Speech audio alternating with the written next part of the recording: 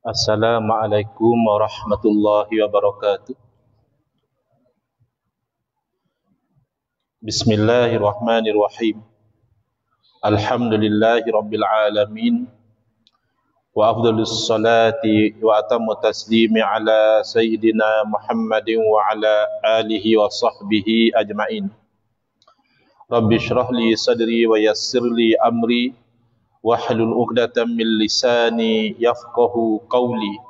Subhanaka la ilma lana illa ma 'allamtana innaka antal alimul hakim. Allahumma akhrijna min zulumatil wahmi wa akrimna binuril fahmi waftah alaina bima'rifatil ilmi wa sahhil akhlaqana bil hilm waj'alna mimman yastami'una al-qawla fayattabi'una ahsana. Allahumma ati nufusana taqwaha wa zakkiha anta khairu man zakkaha anta waliyuha wa maulaha. Allahumma arinal haqqa haqqan warzuqna ittiba'ah wa arinal batila batilan warzuqna ijtinabah. Allahumma anfa'na bima 'allamtana wa 'allimna ma yanfa'una wa zidna ilman wa huda. Amma ba'd. Qala asy-syaikh al-mu'allif al-imam hujjatul islam Abu Hamid Muhammad bin Muhammad al-Ghazali at-Tusi rahimahullah ta'ala wa nafa'ana bihi wa bi'ulumihi fid dharaini amin. Wa alamatu sawadil qalbi alla tajida minaz zunubi mafza'an wala li ta'ati mawqi'an wala lil mau'izati manja'an wala tastahkiranna minaz zunubi syai'an fatahsiba nafsaka taiban wa anta musirun alal kabair. Alhamdulillah, muslimin muslimat, hadirin hadirat yang saya hormati, moga-moga kita semua dirahmati dan diberkati oleh Allah Subhanahu wa taala, dan moga-moga kita semua dikurniakan oleh Allah Subhanahu wa taala kefahaman yang baik dalam urusan agama sesuai dengan sabda junjungan Nabi kita Nabi Muhammad sallallahu alaihi wasallam, man yuridillahu bihi khairan yufaqihu fid din.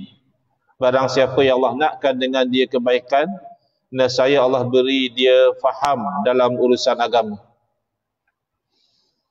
Dan moga-moga kita semua dikurniakan oleh Allah Subhanahu wa taala akhlak yang mulia sesuai dengan sabda Nabi sallallahu alaihi wasallam, innama bu'istu liutammima makarimal akhlaq. Hanya saja saya dibangkitkan demi untuk menyempurnakan kemuliaan akhlak. Alhamdulillah, malam ni insya-Allah kita akan menyambung pengajian kuliah Maghrib bulanan hari Ahad yang pertama, anjuran Masjid Bukit Indah, Ampang, menggunakan kitab Minhajul Abidin, jalan para abid ataupun tata cara ahli-ahli ibadah.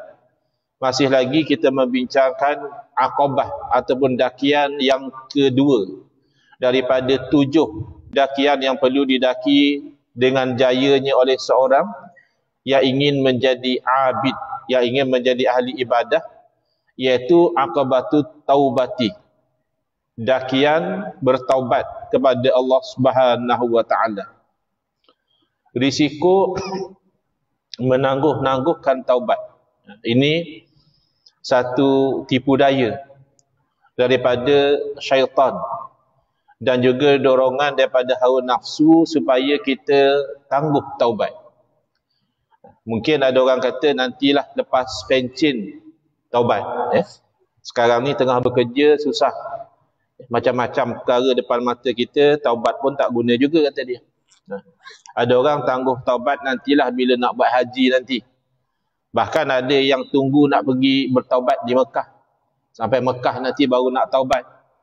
Risikonya adalah dalam dia menangguh-nangguhkan taubat tadi, hati dia boleh menjadi hitam dan menjadi keras, sehingga dibibangi selepas itu tidak masuk cahaya hidayah daripada Allah Subhanahu Wa Taala. Berdosa itu memang nasib kita lah. Manusia-manusia yang tidak maksum ni, memang kita tak akan terlepas daripada melakukan dosa. Tetapi kita telah diberitahu bahawa khairul khata'in at-tawwabun. Sebaik-baik orang yang buat kesalahan adalah orang yang rajin bertaubat, yang suka bertaubat. Jadi apabila dia menangguhkan taubat, procrastination, nantilah, besoklah, lusalah, tahun depanlah, lepas pencen lah, pergi haji lah. Kalau sampai hati dia menjadi hitam, ketika itu dibimbangi kepada dia su'ul khatimah, dibimbangi dia perakhiran yang buruk, iaitu mati dalam keadaan Allah murka kepada dia. Waliyazubillah, kalau sampai mati dalam keadaan tercabut iman. Alamat ataupun tanda hati seseorang itu telah hitam dengan sebab tidak bertaubat adalah anda mendapati hati anda tu tidak merasa takut daripada melakukan perbuatan-perbuatan dosa. Jadi kita ni diuji dengan nafsu, lagi dilawan dengan syaitan. Ada dorongan untuk kita buat dosa. Tapi kalau hati itu belum hitam, dia masih ada rasa takut, dia masih ada rasa bimbang. Kalau buat dosa tu nanti Allah datangkan azab, ya, Allah datangkan bala dan sebagainya. Tapi orang yang hati dah hitam, dia tak rasa takut, dia selamba. Bahkan dia iklankan, bahkan dia bangga dengan dosa dia.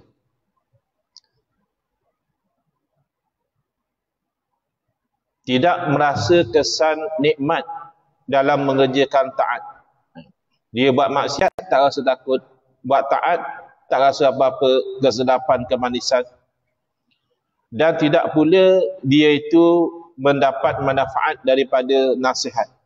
Kita ni kadang-kadang bila kita baca sesuatu pun kita macam insaf.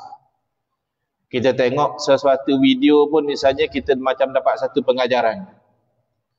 Kita dengar misalnya tausiah, tazkirah daripada para alim ulama, kita jadi kendur balik. Kita dah hanyut tu, kita patah balik. Tapi kalau hati dah hitam, apa nasihat pun tak bagi apa-apa kesan pada dia.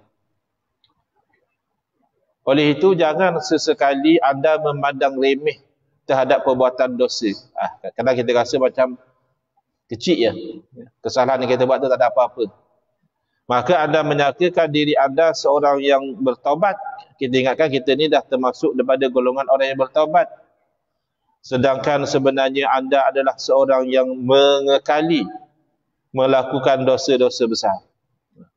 Jadi dosa tu kadang-kadang dia jadi besar dengan sebab kita pandang kecil, maka dia jadi besar. Jadi kalau kita lihat daripada sudut keagungan Allah Subhanahu Wa Taala, seolah-olah tidak ada dosa yang kecil. Sebab kita buat salah dengan yang maha agung. Macam kita atas dunia ni lah. Kalau buat salah dengan kawan-kawan, okey lagi.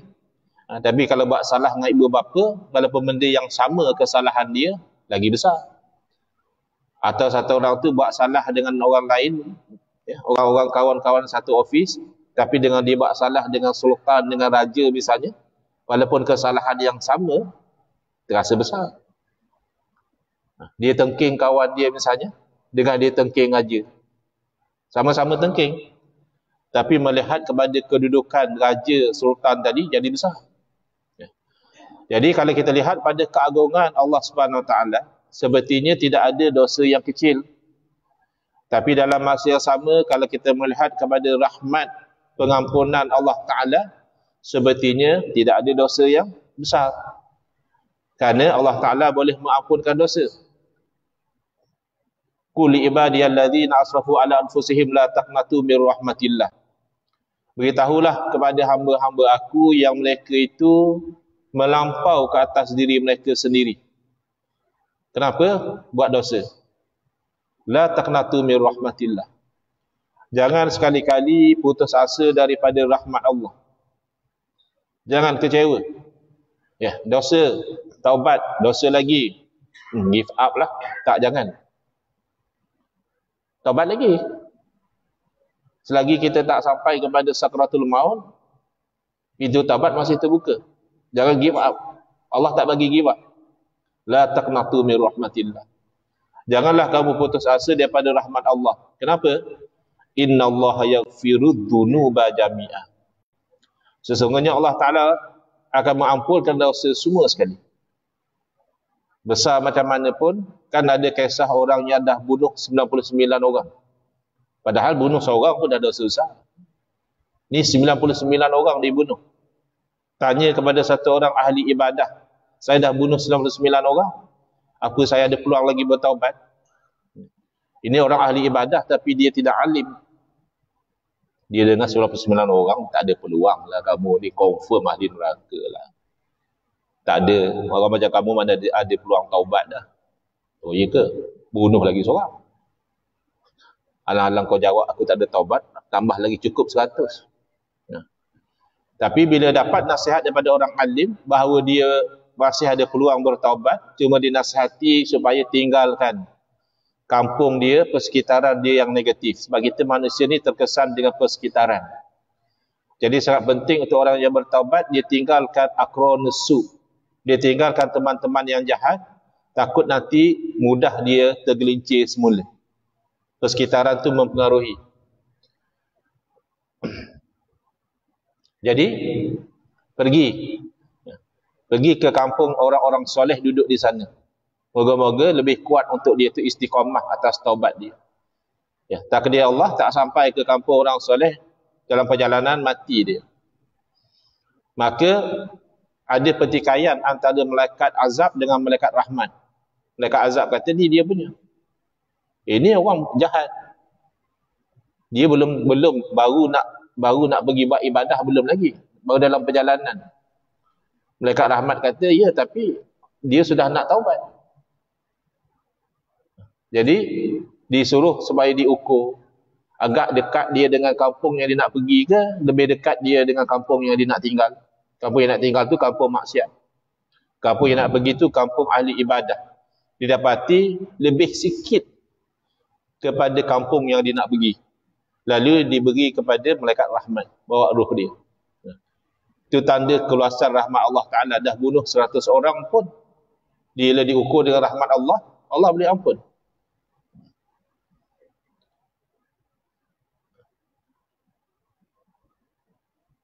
Qala rahimahullah ta'ala, wanzur fima qalahu syairul kamilu, la tahkiranna minaz zunubi aqallaha, innal qalila ma'ad dawami kasiru. Falaqad balagana an kahmasi ibnil hasani annahu qala, adhnabtu dhanban ana abki alaihi mundu 40 sanah. Qila ma huwa ya Aba Abdillah? Qala zarani akhun li fillah fasharaitu lahu samakan fa'akala summa kumtu ila haitijari fa akhadtu minhu qit'atatin faghasala biha yadahu. Fanakish nafsaka wa hasibha wa sari' ila taubati wa badir fa innal ajala maktumun wa dunya ghururun. Cuba kamu perhatikan apa yang disebut oleh penyair. Dalam syair dia berpesan, la tahkiranna minaz zunubi aqallaha. Janganlah kamu itu memandang kecil daripada dosa itu, yang sikit-sikit tu jangan kamu pandang kecil. Innal qalila ma'ad dawami kasiru. Kerana sesungguhnya yang sedikit itu kalau dikekali dia jadi banyak. Nampak kecil saja, tapi buat hari-hari maka jadi banyak. Telah sampai kepada kami riwayat daripada Kahmas bin Al-Hasan bahawa dia berkata,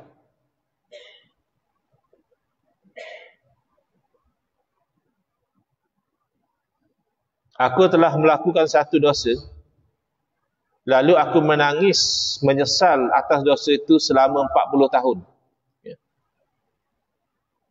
Kita kadang tak menyesal pun. Biasa je. Semalam buat dosa, hari ni dah lupa. buat lagi, lupa lagi. Tapi orang yang bernama Kahmah bin Al-Hasan ni, dia masih ingat dosa yang dia buat 40 tahun yang lalu dan dia masih menyesal. Lalu orang bertanya, apa dia dosa itu wahai Abu Abdullah? Biasanya adat orang Arab, dia panggil dengan gelaran bapa kepada anak dia. Anak dia nama Abdullah, jadi dia ni bapa Abdullah. Jadi dia jawab, seorang saudaraku fillah. Maknanya saudara seagama lah. Bukan saudara maknanya dengan pertalian darah. Saudara kerana seagama. Telah datang menziarahi aku. Maka aku membeli untuknya seekor ikan.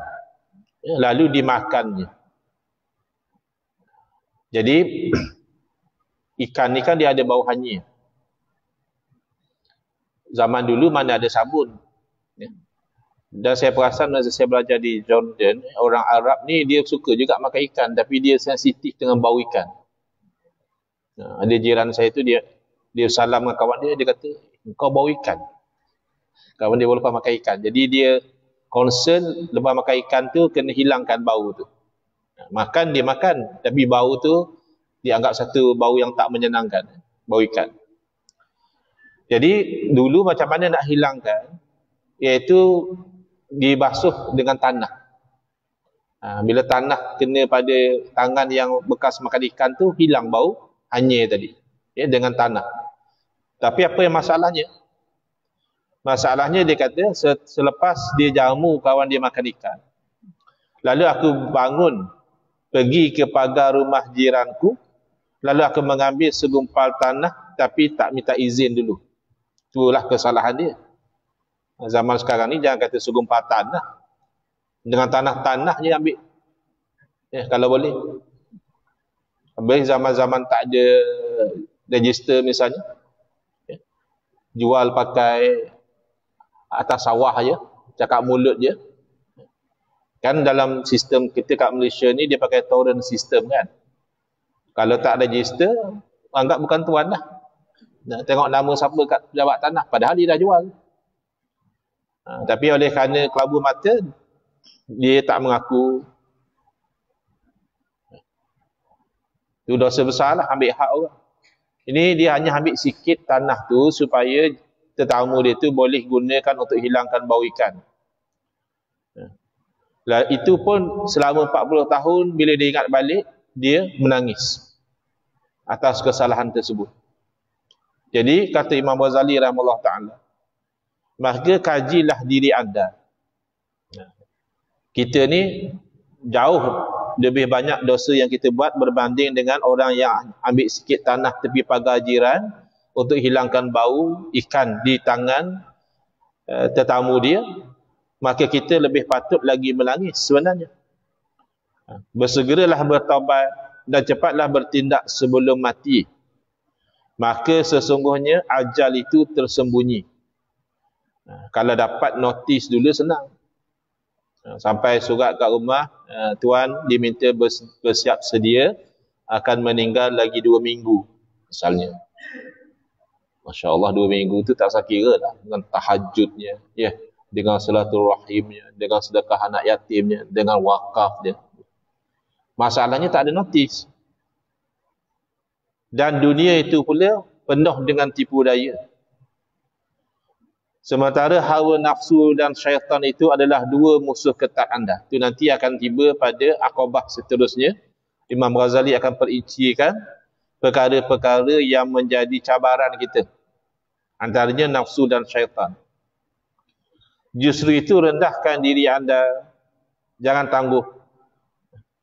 Cepat-cepat kita itu bertaubat kepada Allah Ta'ala dan mohonkan kepadanya doa agar dia mengampunkan segala dosa anda. Allah dah bagi peluang.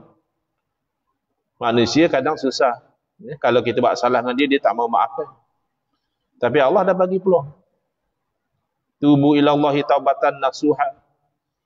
Bertaubatlah kepada Allah dengan taubat nasuha. Kemudian Allah janji, innallaha yuhibbut tawwabina wa yuhibbul mutatahhirin. Janganlah Allah suruh kita taubat. Allah janji pula Allah kasih kepada orang yang suka bertaubat dan orang yang suka membersihkan diri dia.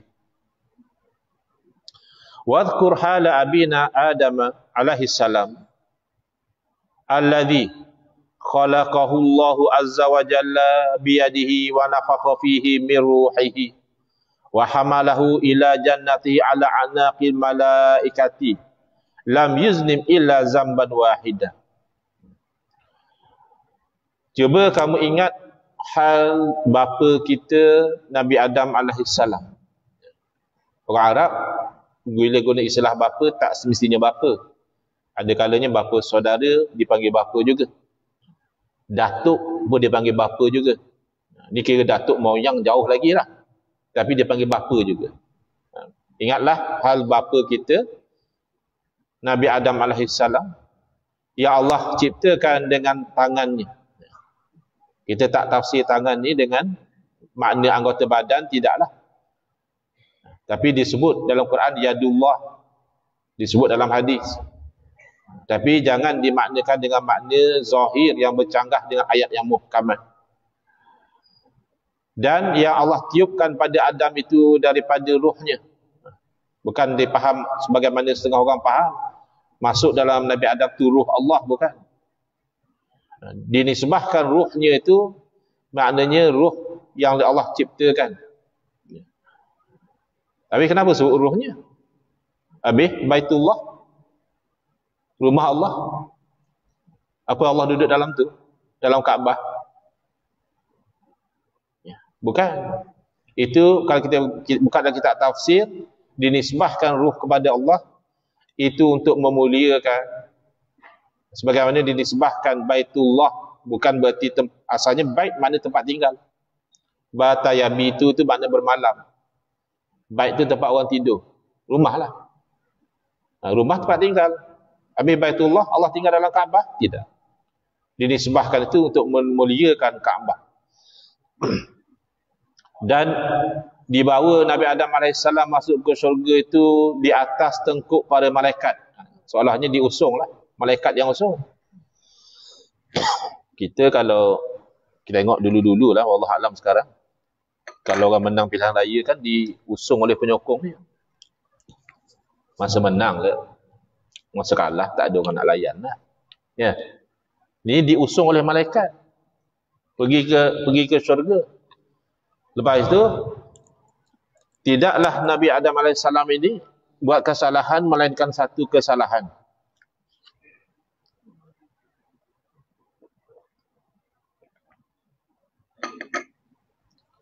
Nazala bihi ma nazala. Itu pun berlaku pada Nabi Adam AS sampai keluar daripada syurga. Hatta yurwa anna Allah Ta'ala qala lahu ya Adamu ayyu jarin kuntu laka. Sehinggalah diriwayatkan bahawa Allah Ta'ala berfirman kepada Nabi Adam, aku ni jiran yang bagaimana buat kamu. Maknanya bagaimana layanan aku kepada kamu. Qala ni'mal jaru ya Rabb. Kamu adalah sebaik-baik yang memberi layanan. Qala ya Adamu ukhruj min jiwari. Lalu Allah Ta'ala berfirman, wahai Adam, keluarlah kamu daripada hampir kepadaku. Satu kesalahannya. Wada'an ra'sika taja karamati. Dan buanglah daripada kepalamu tu mahkota kemuliaanku. Fa innahu la yujawiruni man asani. Kerana sesungguhnya tidak sepatut selayaknya hampir kepada aku orang yang maksiat, langgar perintah aku. Kenapa diceritakan ni? Untuk kita ambil pengajaran. Dengan satu kesalahan pun macam itu. Ya. Nasib yang berlaku, apatah lagi kita yang pelbagai kesalahan. Lagilah patut kita bertaubat. Hatta annahu fi ma ruwiya baka ala zambihi mi'atai sanatin. Hatta qabila taubatahu wa ghafara zambahul wahidah. Sehinggalah ada diriwayatkan bahawa Nabi Adam AS menangis atas perkara itu selama 200 tahun. Hinggalah Allah memberitahu bahawa Allah terima dan memaafkan kesalahan yang satu itu. Hadza haluhu ma'a nabiyhi wa safihi fi dhanbin wahidin. Ini hal keadaan apa yang berlaku kepada nabinya dan pilihannya kerana satu kesalahan. Fa kaifa halul ghairi fi dhunubil la tuhsa. Macam mana pula hal orang lain? Bukan nabi, bukan pilihan, biasa-biasa marhain. Dosa pula bertimbun-timbun. Wa hadza tadarru'ut taibi wa ibtihaluhu. Dan ini adalah merendah dirinya seorang yang bertaubat dan merintihnya dia kepada Allah. Fa kaifa bil musirril muta'assifi. Macam mana hal keadaan orang yang mengekali dan melampau dalam melakukan dosa? Patut lebih bertaubat lagi. Walaqad ahsana man qala yakhafu ala nafsihi man yatubu fa kaifa tara hala man la yatubu. Orang yang bertaubat tu dia akan rasa bimbang, takut Allah tak terima taubat dia. Maka macam mana pula pandangan kamu orang yang tak taubat? Orang yang bertaubat tu dia rasa takut. Apa orang yang tak taubat dia boleh rasa senang hati? Sepatutnya yang tak taubat itulah dia rasa bimbang lagi. Habis kalau taubat tiba-tiba buat lagi macam mana pula? Jadi Imam Ghazali rahimahullah menerangkan fa in tubta summa naqatta at-taubata wa utta ila zambi thaniyan fa'ud ila taubati mubadiru. Sekiranya kamu telah bertaubat, kemudian tiba-tiba kamu langgar taubat tu, mana buat dosa balik. Macam mana tu? Bila kamu ulang buat dosa, maka hendaklah kamu ulang taubat. Itu cara dia. Ya, kita memang masa taubat tu azam kita dah tak nak buat.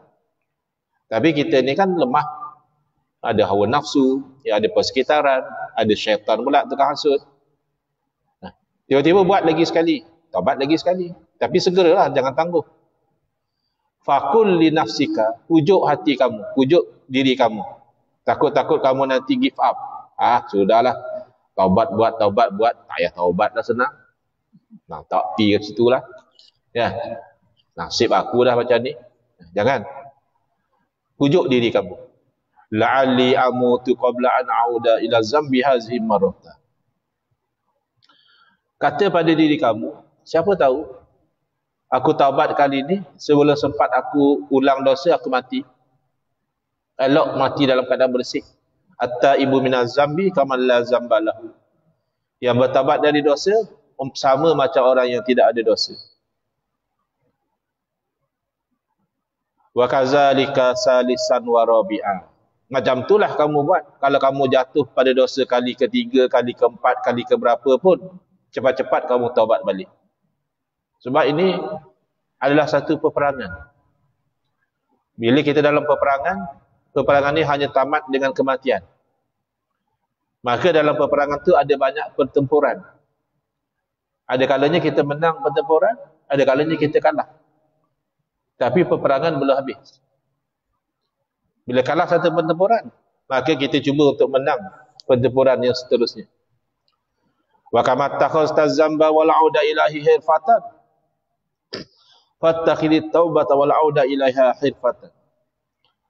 Sebagaimana kamu dah jadikan dosa dan kembali kepada dosa itu dah macam satu pekerjaan dah.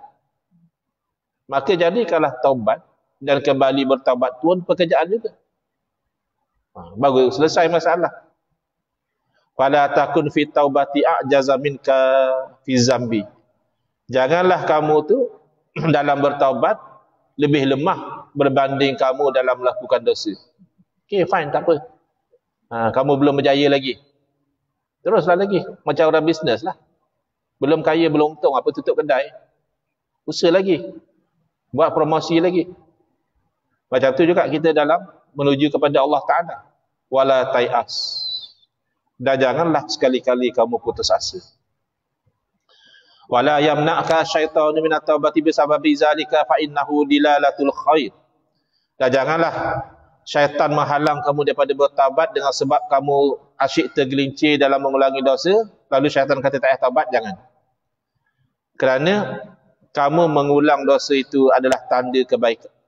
Kamu mengulang dosa dan taubat itu adalah tanda kebaikan. Dosa itu tak baik, tapi lepas dosa taubat lagi itu masih tanda kamu tu masih ada kebaikan. Amma tasma'u qaulahu sallallahu alaihi wasallam, khiyarukum kullu muftanin tawabin. Sebaik-baik kamu adalah orang yang diuji dengan dosa tapi dia suka taubat. Wa tazakkar qaulahu subhanahu wa ta'ala. Hendaklah kamu ingat firman Allah Ta'ala. Wa may ya'mal su'an aw yazlim nafsahu thumma yastaghfirillaha yajidillaha ghafurur rahim. Dan barang siapa, man di sini man syartiyah. Bukan siapa, man istifham. Siapa? Itu nak kena jawablah. Siapa? Saya. Bukan ni barang siapa. Barang siapa maknanya ada jawab dia juga. Barang siapa yang beramal satu perkara yang buruk, buat dosa, atau dia menzalimi diri dia dengan maksiat, summa yastaghfirillah. Lepas tu dia bersegera bertaubat kepada Allah Ta'ala. Apa jawab pada syarat tadi? Kalau terjemah dalam bahasa Melayu, biasa kita letak niscaya. Barang siapa yang buat perkara yang buruk atau zalim diri dia dengan dosa dan maksiat, kemudian dia memohon ampun kepada Allah, yajidillaha ghafurur rahim. Nescaya pasti dia akan dapati Allah itu Maha Pengampun lagi Maha Kasih Belas. Jadi kesimpulannya, jangan sekali-kali kita berhenti daripada bertaubat selagi kita ada hayat. Wallahu alam. InsyaAllah kita akan sambung dengan faslun. Satu fasal Imam Ghazali akan terangkan lagi. Bismillahirrahmanirrahim. Alhamdulillahirabbil alamin. Wassalatu wassalamu ala asyrafil anbiya'i wal mursalin wa ala alihi wa sahbihi ajmain. Allahumma syrah sudurana wa ahsin akhlaqana wa azzim ujurana wa nawwir qulubana bi nuri hidayatika kama tar'adha bi nuri syamsika abadan abada. Allahumma anqulna min dhullil ma'sati ila 'azzi ta'ati ya arhamar rahimin. Wa sallallahu ala sayidina Muhammadin wa ala alihi wa sahbihi wasallam. Walhamdulillahirabbil alamin. Amin ya rabbal alamin wal afu min.